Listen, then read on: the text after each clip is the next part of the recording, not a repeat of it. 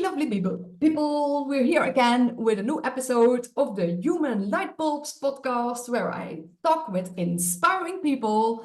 And this time we have a very inspiring person who wrote already many books, but he is also a painter and he also makes music and all sorts of things he can share himself. Today we have Sol Luckman here. And we will also talking about his latest book, Get Out of Here Alive. Now, we all want that, so very welcome, Sol, and maybe you can share a bit about yourself. Oh, thanks for having me, Annika. This is a nice meeting of the minds. I was not aware that you had written all of those books, so that's very interesting. Yeah, we are on a similar wavelength. It's very true. I'm a jack of all trades, and I love to experiment and love to work across genres and defy expectations. A recent review of my new book called It or Me or maybe both rebelliously refreshing. So I definitely have my own contrarian take on things. Um, where should we start? I don't know. I wanted to make sure you're still there. It looked like you had frozen up for a second. Oh no, I'm still here and I'm listening. And maybe you can tell me a bit of your about your story, how you became aware of certain things, or like your awakening journey or healing journey. You want to share a bit of that? Sure. Yeah. This is that story that I always find myself shortening and shortening and shortening because it bores me because I've heard it so many times. But for a lot of people, it's pretty interesting. I got really sick with an autoimmune illness when I was in graduate school back in the 90s after getting some travel interventions, if you know what I mean. And it was a very difficult period of time. I went down the allopathic route. They had nothing to do for me. I was suffering from something that had a lot of affinities to chronic fatigue syndrome and fibromyalgia and multiple chemical sensitivity, that sort of thing. So I went down the holistic path, and that was also kind of rabbit holes inside rabbit holes. But eventually, I did discover a couple of different modalities or techniques that helped me with my energy and some of my allergies. One was qigong, and I practiced a lot of qigong for a long time.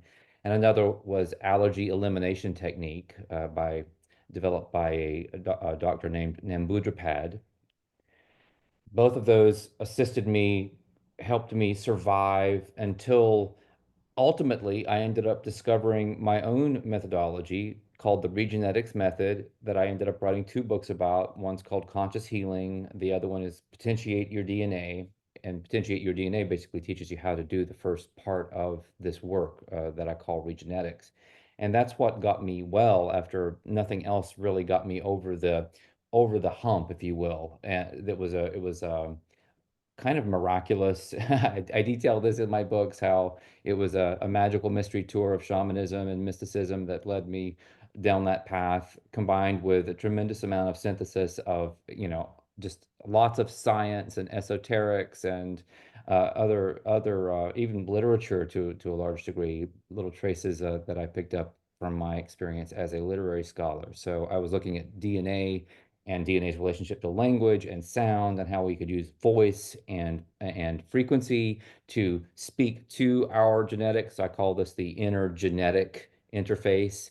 And the idea is that when you have an illness, it's actually recorded, and in essence, it's caused by distortions in your bioenergy field, in your biofield. That would be your aura, and that manifests physically in your body or in your mind, mentally here in this place. So you're non-locally over in your energy field and you're locally here, and the blueprints or the templates are stored over in the energy field. So if I realized that if I could find a way to tell my energy field to instruct it how to heal itself, that would then flow through my genetic apparatus into my body and heal me. And it did. And since then, I've worked with people all over the world, thousands and thousands of clients, thousands and thousands of readers of the book, people out there doing this work for themselves, doing it for their loved ones, their pets, their businesses, and just having really remarkable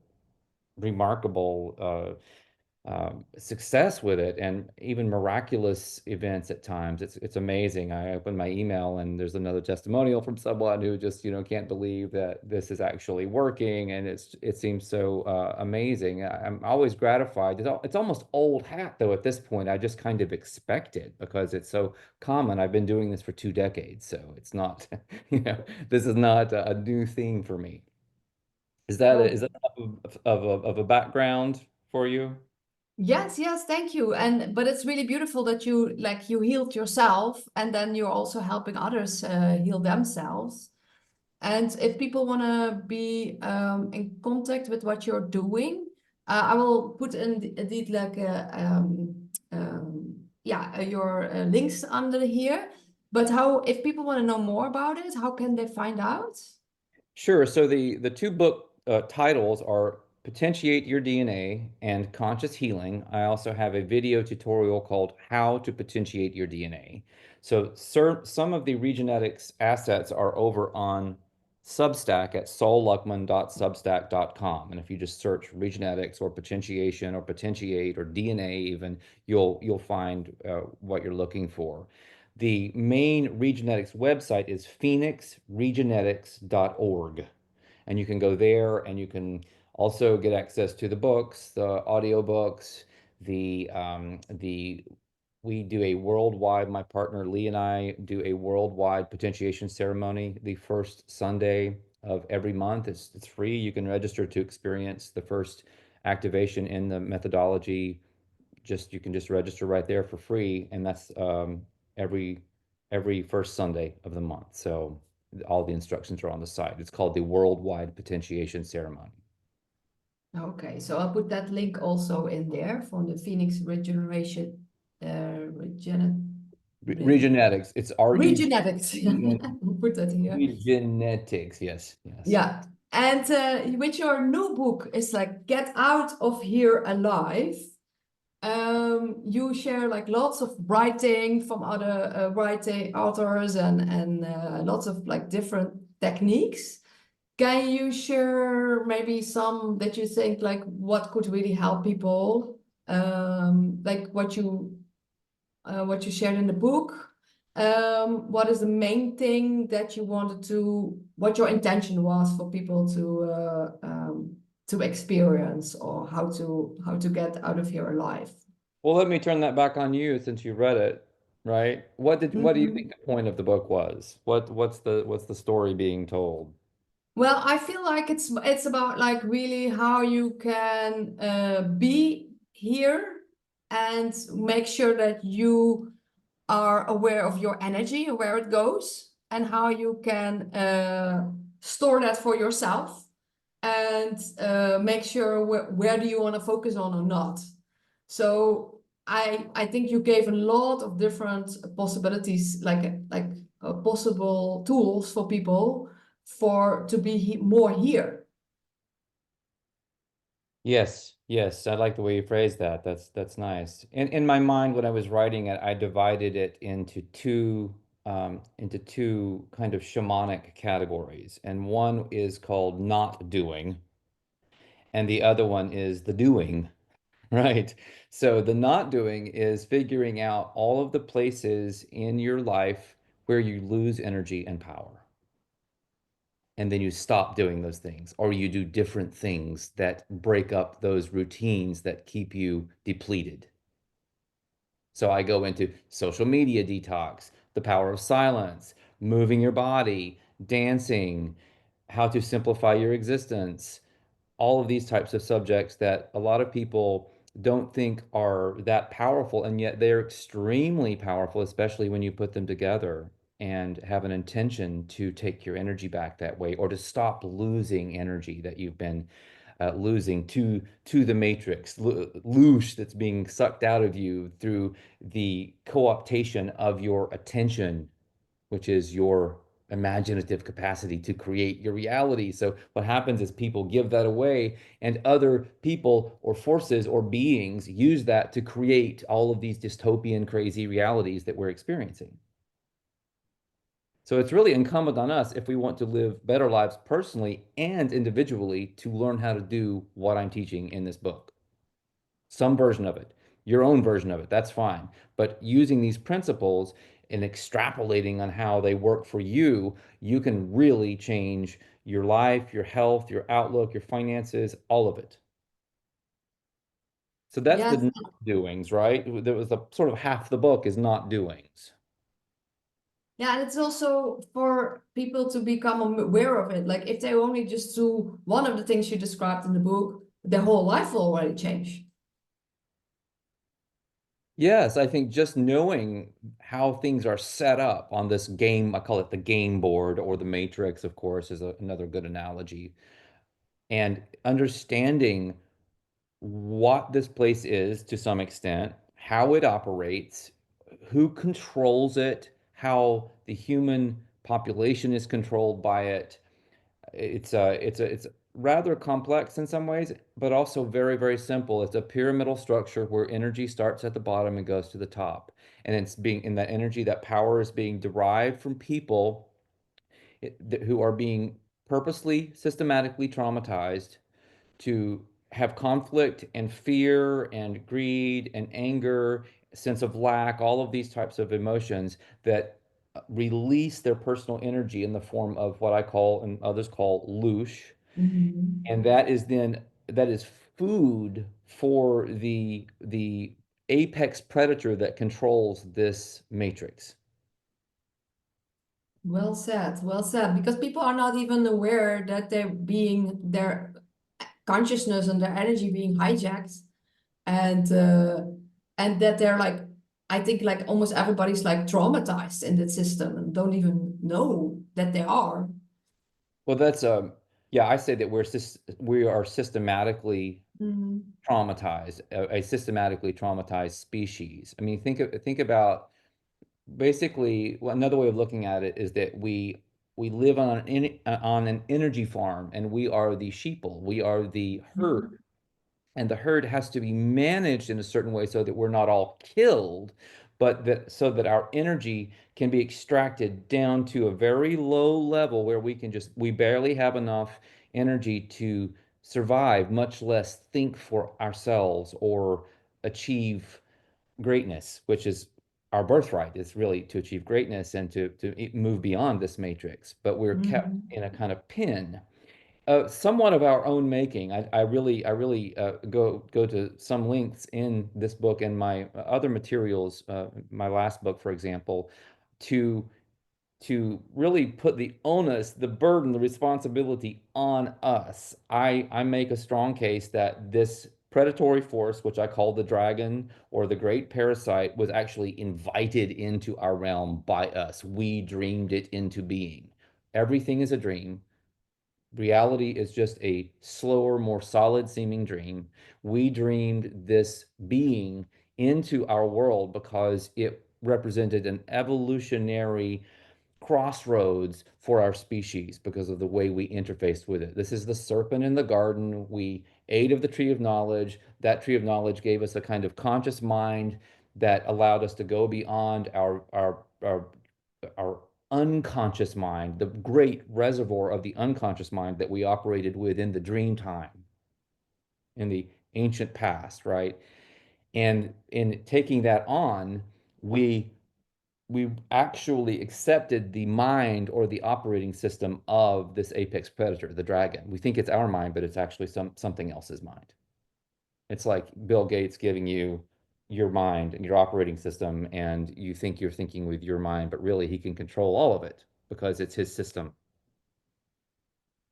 And now it's for us to take it back, take our own power back and our own energy back and free ourselves.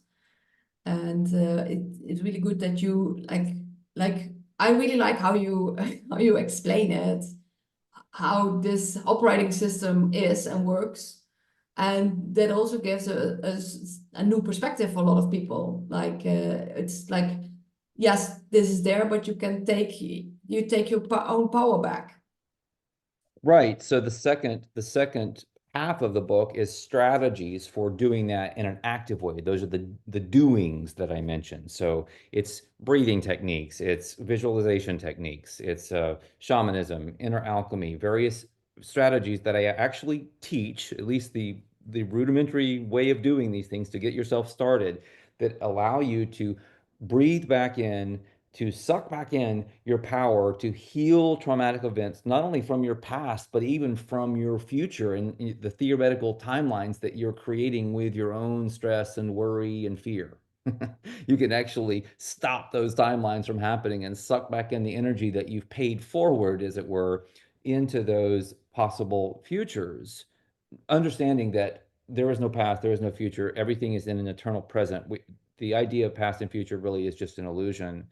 And that means that when we think something is over and done with, whew, I'm glad that trauma is over and I'm not, that's not hurting me anymore. Well, that's not true. You're still bleeding your energy from that quote unquote past. So one has to heal all of it, all of the little paper cuts, the 1,000 paper cuts through, that we're dying from, energetically speaking, that are all like little traumas to our system, maybe some larger than others. But it is our responsibility to learn to heal those things so that we reabsorb the energy that we've lost. So we stop losing energy. We also learn how to reabsorb energy that we have lost. And then going beyond this, it's possible to actually feed on the energy of the dragon and the dragon's minions and the scenarios that are being put out there to traumatize the world. You can actually absorb all of that incredibly powerful, quote unquote, negative energy. You can use your own apex predator mindset to make the energy your own that purifies it and aligns it with your intent so that you can now use it for good and for healing purposes. But you can't be timid. There's so many people that I've encountered over the last several decades in the kind of new age spirituality movement who are very timid, and it's because they're so frigging traumatized. So Mhm. we have to get over that to move forward and to become powerful and sovereign agents of change, our own change, absolutely, but larger scale change as well. Yeah, because you can only be like force when you like, because we have to be more like powerful and like not doubting ourselves, or like we need to be more like, yeah, this is like empower ourselves and then share, and then we also how we heal ourselves and we empower ourselves, and then we also make space for our others as well to do that. So I'm Yes. really glad that you give them like a lot of things, tools for that. Right, right. So another aspect to the book, of course, that is the notion that one can actually go beyond the matrix. The matrix seems to have a kind of defining line that we can't go beyond, and that line is death. But according to many shamans, alchemists, seers, and other psychonauts, that is also an illusion. And it's possible to store enough personal energy or power using the doings and not doings that I've described and others like them, that you condense all of that energy into your solar plexus area, generally speaking, in men, and that would be the womb in women. And you compact it and compact it and compact that energy. It's how you store it. And as you do that over time, this energy becomes what is known in alchemy as the philosopher's stone. So the stone is not some Harry Potter little thing that you put in your pocket and it lets you live forever. It is energy that you create in your body and condense and purify. And when you do that, you end up with a kind of, I call it kind of a quasi piezoelectric kind of gem or something. It's like a gemstone that begins to form at a hyperdimensional level, but it actually becomes somewhat physical over time. You begin to feel it more and more. It's a strange sensation when you do this work for a while and you realize there's something going on. The way this works for people who maybe don't understand how this could occur is everything is basically a product of attention. Our attention creates worlds, period. So when you put your attention on something like a dystopian scenario being trotted out by one truther or another, you are helping energize that outcome. It's possible to create other types of outcomes, however, and other types of phenomena. For example, tulpas and egregores are two very, very strange esoteric phenomena that have to do with people's ability, like monks, for example, or powerful meditators, to focus on, let's say, creating a little being, a little god. There's a wonderful book by John Blofeld called The Tantric Mysticism of Tibet, and it has these people who are basically creating these little deities, deity visualizations, and they create them so that they can be seen by other people as well. That's how real they become. Mm. And then they learn how to destroy them, which is a very, very interesting thing to do as well. So everything is really a kind of egregore. Everything we call reality is an egregore.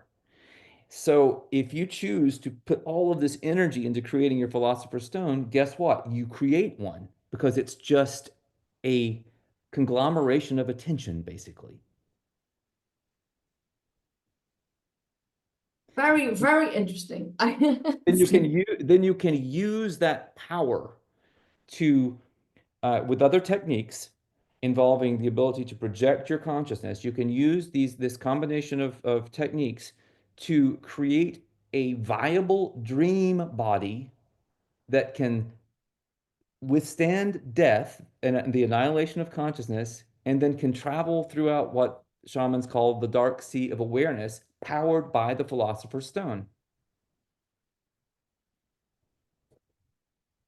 And also, like I think also like a lot of books and things all are about this. Well, yes, I mean, alchemy is a very long tradition. Mm. The, the issue with, a lot of alchemy and hermeticism is that, well, in alchemy in particular, the idea of the stone was taken to be as something of, it was taken to be something physical. And what I'm saying is that that was either a lie or a misconception or both, depending on, who was saying it. It was never that. It was always what I'm describing. It was probably a type of smoke screen or red herring to throw a lot of people off the path, including the Inquisition, who would love to go in and burn the alchemists, right? So there was a reason to be very secretive and tricky and slippery back in the day, but that's no longer the case. We can talk about these things openly, and we can engage in this type of process very aggressively right now.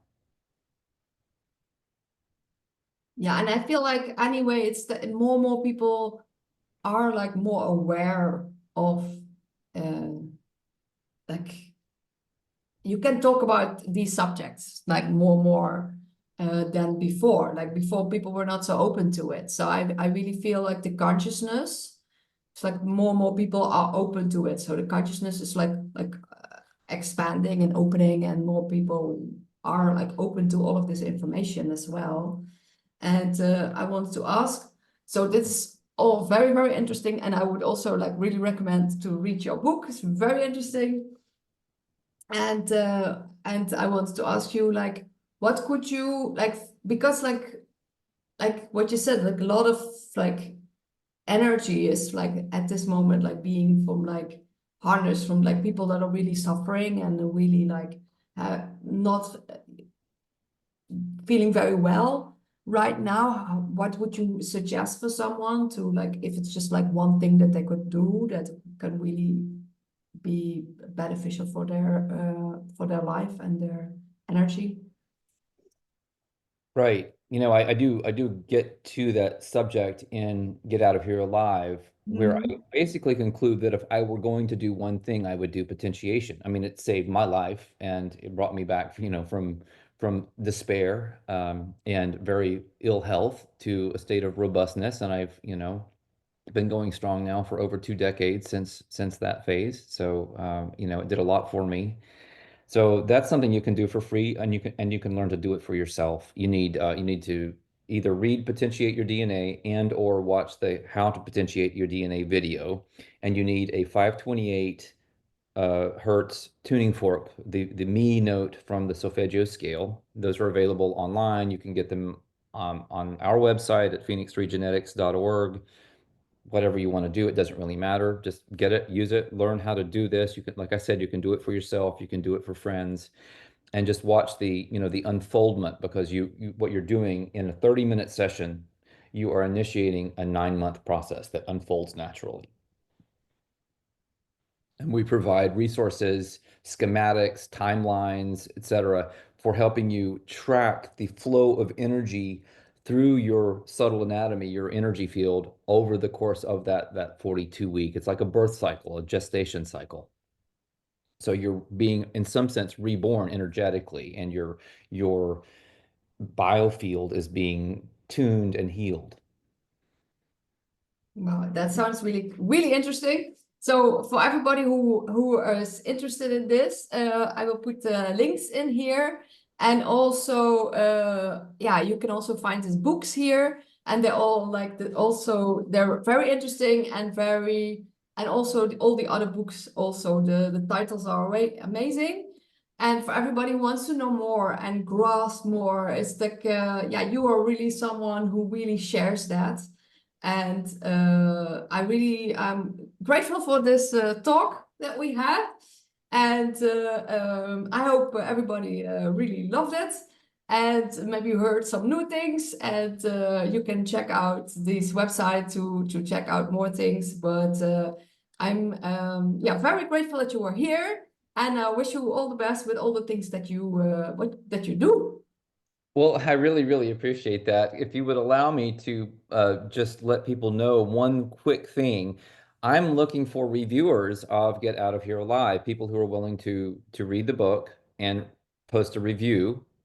And you can do that if you visit my Substack, solluckman.substack.com. You'll find links in all over the place too, where the book is downloadable. So it's free. You can just go download it. You can read it on a device, and then you can leave a review. Amazon's a great place to leave a review. Goodreads, BookBub, these are all very, very helpful places just to leave an honest review. If you don't like it, that's fine. Just be honest. And you know, my hope is that people encountering it this way some people will be really inspired to take their lives to a completely new level. I know it's possible. I see people doing it all the time. I see people being inspired by this book and its connections to the other work that I do. So, you know, if this resonates, then I say go for it, and it's free. Yes, so that's really cool that you share that already, indeed, for people that want to review it.